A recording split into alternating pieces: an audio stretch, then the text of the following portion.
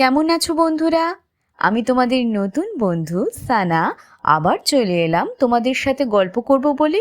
আর সঙ্গে নিয়ে এসেছি সানার গল্পের ছাপি। চলে এসেছে ফেব্রুয়ারি মাস, আর ফেব্রুয়ারি মানে বাতাসে বহিছে প্রেম, নয়নে লাগিল নেশা, কারা যে ডাকিল পিছে, বসন্ত এসে গেছে। হ্যাঁ বন্ধুরা, বসন্ত এসে গেছে মানেই ভালোবাসার মরশুম। আর এই জন্য গোটা ফেব্রুয়ারি মাস ধরে তোমাদের জন্য রয়েছে ভালোবাসার গল্প। আর সেই গল্প শুনতে সাবস্ক্রাইব করে নাও সানার গল্পের ছাপি। আমাদের আজকের গল্প দ্বিজরাজ সান্যালের লেখা প্রতিমা। লেখক দ্বিজরাজ সান্যাল কর্মজীবন থেকে অবসর নিয়েছেন সদ্য। বাড়ি কলকাতায়। ভালোবাসেন গল্প করতে, গল্প পড়তে এবং গল্প লিখতে। বিভিন্ন পত্রপত্রিকায় লেখা প্রকাশিত। প্রতিমা গল্পটি নেওয়া হয়েছে উজান বন্ধু শারদিয়া সংখ্যা থেকে। আচ্ছা, ভালোবাসার মানুষের মৃত্যুর পরেও কি ভালোবাসা থেকে যায় অমলিন? সেই উত্তরই দেবে প্রতিমা। তাহলে শুরু করছি। লেখক দ্বিজরাজ সান্যালের লেখা গল্প প্রতিমা, আর পাঠে আমি তোমাদের বন্ধু সানা।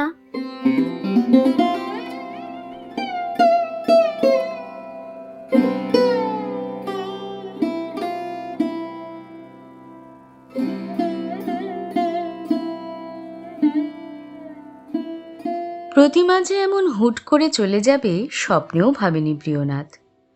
সুস্থ সবল মানুষটা সেদিন সকালে উঠেও 5 পদ রান্না করেছিল, পরিপাটি করে খেতেও দিয়েছিল তার খাদ্যরসিক কর্তাকে।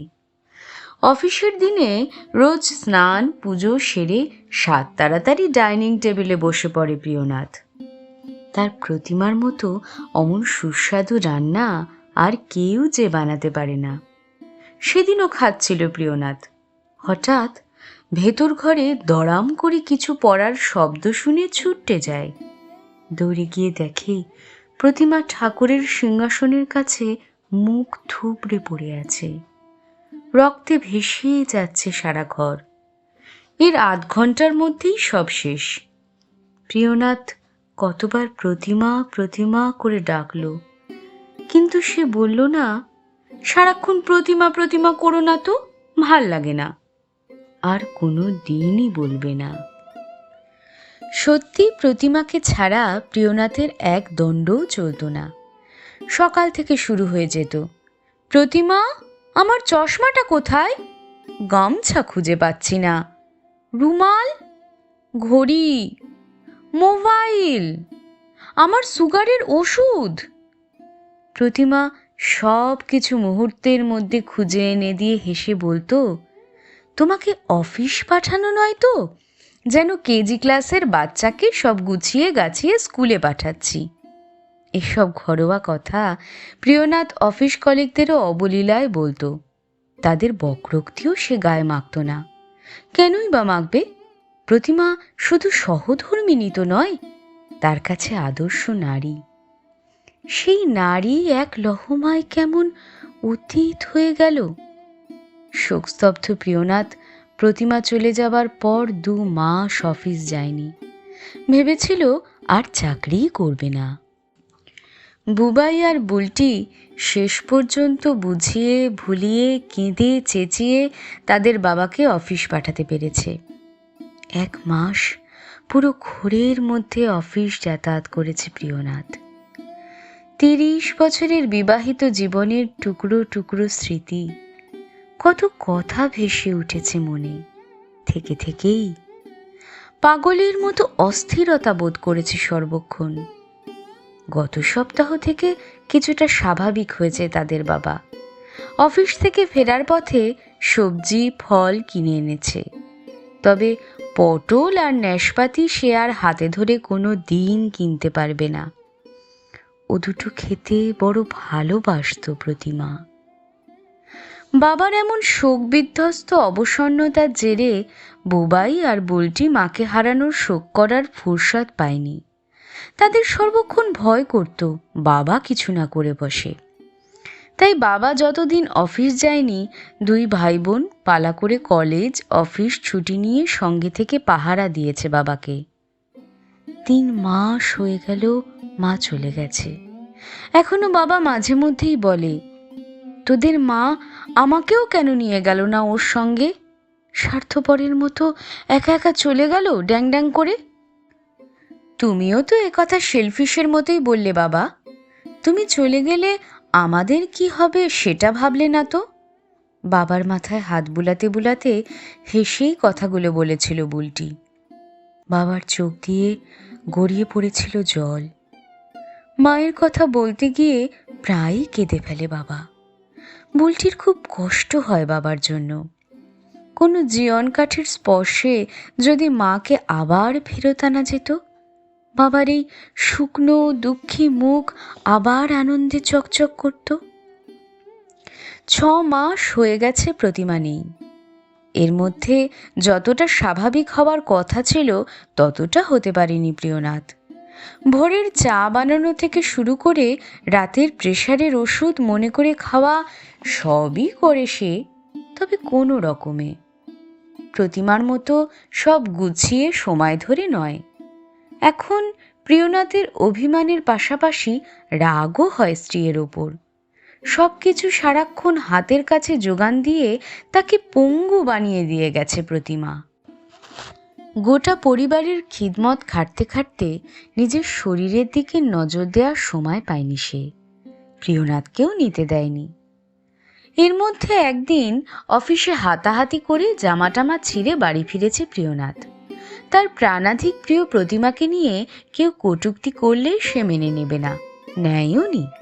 অফিসের এক অতি উৎসাহী ছোকরা কলিগ মনমরা প্রিয়নাথকে জাগিয়ে দেওয়ার জন্য বেমক্কা বলে ফেলেছিল, প্রিয়দা, বৌদিকে ভুলে থাকার জন্য আর একজন প্রতিমা খুঁজবো নাকি? ব্যাস ওইটুকুই যথেষ্ট। শান্ত সৌম্য মানুষটার ওরকম ক্রোধোন্মত্ত রুদ্ররূপ আগে অফিসে কেউ দেখেনি। অফিসের সিনিয়র অনিলদা সেদিন অনেক কসরত করে শান্ত করেছিল প্রিয়নাথকে। তারপর একান্তে নিজের পাশে বসিয়ে তার প্রিয় সহকর্মীকে বুঝিয়েছিলেন, দেখো প্রিয়, তোমার জীবনে যা ঘটেছে তাতে সান্ত্বনার প্রলেপ দিয়ে ভোলানো সম্ভব নয়, কিন্তু এটাও তো ঠিক, নিজের সন্তানের মৃত্যুর পরেও একজন মা ধীরে ধীরে জীবনের ছন্দে ফিরে আসেন, রান্না করেন, বাড়ির বাকিদের ভালো মন্দের খেয়াল রাখেন, এমনকি লিপস্টিক পরে বিয়েবাড়িতেও যান। তোমাকেও তাই তোমার ছেলে মেয়েদের কথা ভেবে স্বাভাবিক জীবনে ফিরে আসতে হবে। 6 মাস কিন্তু অনেকটা সময়। এবারে ফিরে এসো জীবনের ছন্দে। প্রিয়নাথ এর উত্তরে কিচ্ছু বলেনি, শুধু এক গ্লাস জল চেয়ে খেয়ে উঠে পড়েছিল চেয়ার ছেড়ে। এদিকে বাবাকে জীবনের ছন্দে ফিরিয়ে আনার প্রক্রিয়া বুবাই আর বুলটি অনেক আগেই শুরু করে দিয়েছে। প্রিয়নাথের আজ অফিস থেকে ফিরতে দেরি হবে। 6:28 ব্যারাকপুর লোকাল মিস হয়ে গেছে, ফোন করে জানিয়েছে বুবাইকে। ঘরে ঢুকে বাবার প্রাথমিক রিয়াকশন কি হয় তাই নিয়ে ছেলে আর মেয়ে বেশ টেনশনে আছে। বাড়ি ফিরে অভ্যেস মতো বৈঠকখানার ঘর স্টোররুম পেরিয়ে নিজেদের ঘরে ঢুকে সিলিং পাখাটা ছেড়ে দিল প্রিয়নাথ। বিছানায় কিছুক্ষণ বসে হাওয়ায় গা জুড়িয়ে বাথরুমে ঢুকল। বুলটি দোতলার ঘরে বসে চরম মুহূর্তের জন্য অপেক্ষা করছে। দিদিকে বাবার প্রতিটি পদক্ষেপ নিচু গলায় ফোনে রিলে করছে বুবাই। ঢোলা পাজামা পরে বাথরুম থেকে বেরিয়ে খালি গায়ে ভিজে গামছা হাতে বৈঠকখানার দিকে এগিয়ে যাচ্ছে প্রিয়নাথ। এই মুহূর্তে দোতলার সিঁড়ির আড়ালে নিঃশ্বাস বন্ধ করে দাঁড়িয়ে আছে দিদি আর ভাই। পর্দা সরিয়ে ঘরে ঢুকেই প্রবল এক আর্তনাদ করে ছিটকে বেরিয়ে এলো প্রিয়নাথ। বুবাই আর বুলটি নেমে এলো ছুটতে। কি হয়েছে বাবা, গোঙাচ্ছ কেন? কে বসে আছে ঘরে? প্রিয়নাথের চোখ তখনও বিস্ফারিত। তুমি এসো আমার সঙ্গে। মিষ্টি হেসে বাবার হাত ধরে ঘরে ঢুকলো বুলটি। ঘরের সবকটা লাইট জ্বেলে দিল বুবাই। মুহূর্তে প্রিয়নাথের মুখময় ছড়িয়ে পড়ল উচ্ছ্বাস। এ কি প্রতিমা, তুমি? হ্যাঁ, আমাদের মাকে আমরা ফিরিয়ে নিয়ে এলাম। কি সুন্দর সেজেছে রে তোদের মা। বুলটি জিজ্ঞেস করলো, শাড়িটা তুমি চিনতে পারছো? খুব পারছি। 25 বছরের বিবাহবার্ষিকীতে এই জামদানিটাই তো ওকে জোর করে কিনে দিয়েছিলাম। তোদের মা তো কোনোদিনও মুখ ফুটে কিছু চায়নি। এটা পরে তোমায় দারুণ ঝলমলে দেখাচ্ছে প্রতিমা। ভাই বোন বেশ নিশ্চিন্ত হলো। যাক, তাদের প্ল্যান তবে সার্থক। ঠিক তখনই মা কালীর মতো জিভ বার করল প্রিয়নাথ। এই দেখেছ, সোফার ওপর আবার ভুল করে ভিজে গামছাটা রেখে এসেছি, এখুনি যাই বারান্দায় মেলে দিয়ে আসি। গামছা নিয়ে ঘর থেকে বেরোতে গিয়েও থমকে দাঁড়ালো প্রিয়নাথ। বিস্মিত চোখে জিজ্ঞেস করলো প্রতিমাকে, ভিজে গামছা সোফার ওপর রাখার জন্য তুমি বকলে না তো আজ আমাকে? হোক না সিলিকন ফাইবারের প্রমাণ সাইজের পুতুল, তবু প্রতিমাকে ফিরে পেয়ে বেজায় খুশি প্রিয়নাথ। তার জীবনে ফিরে এসেছে আগের ছন্দ। সাত সকালে নিজে 2 কাপ চা বানিয়ে এনেছে, 1টা কাপ দিয়েছে প্রতিমাকে, পাশে বসে নিজে খাচ্ছে আগের মতো। ছুটির দিনে রান্নার মাসিকে অফ করে দিয়ে প্রিয়নাথ গিন্নির কাছ থেকে জেনে নিচ্ছে মুসুর ডাল মাছের কালিয়ায় কি ফোড়ন দেবে। 2-4 দিন পরপরই বুলটিকে বলছে মায়ের শাড়ি বদলে দিতে। স্ত্রীর গয়না পাল্টে সুন্দর করে পরিয়ে দিচ্ছে নিজের হাতে। এমনকি এই বৈঠকখানার ছোট ডিভানটাতেই রাত্রে শুচ্ছে। বাবাকে দেখে প্রিয়নাথের ছেলে আর মেয়ে বেজায় খুশি। মাস 2 হলো ওদের 3 জনের জীবনে ছন্দ ফিরে এসেছে আগের মতো। স্যালারি পেয়ে আজ বাবা একটা হাল ফ্যাশনের স্মার্ট ওয়াচ কিনে এনেছে, এ খবর ভাইয়ের কাছ থেকে পেয়েই প্রমাদ গুনেছে বুলটি। ব্যাপারটা যাতে বেশি দূর না গড়ায় সেই জন্য সে আগে ভাগেই বাবার কাছে এসে আহ্লাদি সুরে বলে, বাবা, বেজ কালারের ব্র্যান্ডের এরম একটা স্মার্ট ওয়াচের শখ আমার বহু দিনের। যা এখান থেকে, জানিস না তোদের মা ঘড়ি কত পছন্দ করত? এটা প্রতিমার জন্য এনেছি। এই বলে কেস থেকে বের করে প্রতিমার বাঁ হাতের স্বর্ণবালা খানিক ওপরে সরিয়ে ঘড়ি পরাচ্ছে প্রিয়নাথ খুব মনোযোগ দিয়ে। খুশিতে বাবার চোখ দুটো চিকচিক করছে। দরজার আড়াল থেকে উকি মেরে দেখছে তার ছেলে আর মেয়ে। পড়ানো শেষ করে ঘড়ির পাওয়ার অন করার অল্পক্ষণের মধ্যেই ভুরু কোঁচকালো প্রিয়নাথ। এ কি, ব্লাড প্রেশার শূন্য কেন? অক্সিজেন লেভেলও নীল। হার্টবিটের ধুকপুকানিও উঠছে না স্ক্রিনে। কেন এমন হচ্ছে? প্রতিমার হাত থেকে খুলে ঘষাঘষি করে আবার ঘড়িটা পড়ালো প্রিয়নাথ। তবু সব রেজাল্টই শূন্য। হ্যাঁ রে বুলটি, কেন এমন হচ্ছে? তোর মায়ের প্রেশার, হার্টবিট, অক্সিজেন লেভেল সব 0 দেখাচ্ছে কেন? দোকানে আমি নিজে পড়ে চেক করেছি, সব কাজ করছিল, এখন কোনো রিডিং দেখাচ্ছে না। খারাপ ঘড়ি গছিয়ে দিয়েছে নাকি আমাকে? সব জোচ্চোর। বারবার বললাম আমার বউয়ের শখের জন্য কিনছি, ভালো জিনিস দেবেন, তবু। এসব বলে প্রবল চেঁচামেচি হট্টগোল জুড়ে দিল প্রিয়নাথ। বুলটি ঠিক এই ভয়টাই পাচ্ছিল। অস্থির বাবাকে জড়িয়ে ধরে সে শান্ত গলায় বলল, ফাইবারের পুতুলের প্রেশার, হার্টবিট কোত্থেকে থাকবে বাবা? একটু বোঝার চেষ্টা করো। মেয়ের কথা শুনে মুহূর্তে থম মেরে গেল প্রিয়নাথ। রাত্রে কিছু খেলেও না, প্রতিমার সঙ্গে এক ঘরে শুলোও না। অফিসের অনিলদাকে 2 দিন পরে এই ঘটনার বিবরণ দিতে গিয়ে হাসতে হাসতে প্রিয়নাথ বলে, সেদিন যদি স্মার্ট ওয়াচটা কোনো মিরাকেল ঘটিয়ে রিডিং দিত তাহলে কি ভালোটাই না হতো বলুন দাদা? প্রিয়নাথের কথায় সায় দিয়ে অন্য কলিগদের মতো এড়িয়ে যেতেই পারতেন অনিলদা, কিন্তু তা না করে তিনি হেসে বললেন, মিরাকেল না হয়ে তো ভালোই হয়েছে। তাহলে তুমি মিথ্যাটাকেই সত্যি বলে ভেবে নিয়ে হয়তো গিন্নিকে আদা দিয়ে সুন্দর 1 কাপ লিকার চা বানিয়ে আনতে বলতে। 1 কাপ নয়, 2 কাপ। আমরা বাড়িতে সবসময় দুজনে একসঙ্গে বসে চা খেতাম, এখনো খাই।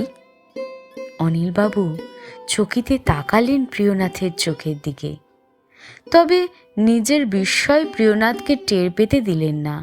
বললেন, দেখো ভায়া, নিজের ছোট ভাই ভেবে তোমাকে একটা কথা বলি। গিন্নিকে সিলিকন প্রতিমা বানিয়ে বৈঠকখানায় সাজিয়ে না রেখে রক্তমাংসের প্রতিমা করে রেখে দাও নিজের অন্তরে। আবারও বলছি, ফিরে এসো বাস্তব জীবনের ছন্দে, তাতেই ওনার মুক্তি, তোমারও শান্তি। কোনো উত্তর বা প্রতিক্রিয়া না দিয়ে আজও উঠে গেল প্রিয়নাথ। যাওয়ার আগে আজ শুধু অনিলদার চোখে চোখ রেখে তাকিয়ে থাকলো কয়েক মুহূর্ত। সন্ধেবেলা অফিস থেকে ফিরে প্রিয়নাথ অন্যদিনের মতো একতলার ঠাকুর ঘরে ঢুকল না, নিচের বাথরুমেও গেল না। সিঁড়ি বেয়ে সোজা উঠে এলো দোতলায়। বুবাইকে বলল এক কাপ চা বানাতে। চা খেয়ে ধীর পায়ে নামলো একতলার বৈঠকখানায়। বুবাইয়ের কাছে এ যেন এক অন্য বাবা। অফিস ফেরত ক্যাবে আছে এখন দিদি। দিদিকে বুবাই জানালো সব, কিন্তু দিদির নির্দেশ সত্ত্বেও নিচে গিয়ে বাবা কি করছে দেখার সাহস পেল না। বৈঠকখানায় ঢুকে প্রিয়নাথ একটা চেয়ার টেনে প্রতিমার খুব কাছাকাছি এসে বসল। গিন্নির মুখের এত কাছাকাছি নিজের মুখ যখনই এনেছে, নিদিন পক্ষে তার গালে ঠোঁট ছুঁয়েছেই, কিন্তু আজ শুধুই দেখছে। চুলের ডগা থেকে নেল পালিশ পরানো পায়ের নখ পর্যন্ত নিবিড়ভাবে নিরীক্ষণ করতে গিয়ে বারবার প্রতিমাকে নেহাতি ফাইবারের পুতুল মনে হচ্ছে প্রিয়নাথের। কেন বুঝতে পারছে না সে। প্রতিমার হাত ঘড়িটার ডিসপ্লে এখনো অন্ধকার। মাঝরাতে চোখে হঠাৎ আলো পড়ায় ঘুম ভেঙে গেল বুলটির। তাকিয়ে দেখে তার পাশে মায়ের স্মার্ট ওয়াচটা জ্বলছে। তড়াক করে বিছানা থেকে উঠেই সে দৌড়ালো বৈঠকখানায়। দেখলো সোফার ওপর মা নেই। বুবাইও ঘুম চোখে নেমে এসেছে দিদির পেছন পেছন। দুই ভাই বোন দোতলায় উঠে বাবাকে একবার জোরে ঝাঁকুনি দিতেই প্রিয়নাথ গম্ভীর গলায় জিজ্ঞেস করল, কি হয়েছে? মা কোথায়? মেয়ের কথার উত্তর না দিয়ে প্রিয়নাথ শুধুমাত্র চোখের ইশারা করল। ভাই বোন ছুটল চিলেকোঠায়। গিয়ে দেখে অন্যান্য আবর্জনার মধ্যে দুমড়ে মুচড়ে পড়ে আছে সিলিকন ফাইবারের পুতুলটা। এত রাত পর আজ প্রথম প্রতিমাকে অন্তরে জড়িয়ে ধরে নিশ্চিন্তে ঘুমাবে প্রিয়নাথ।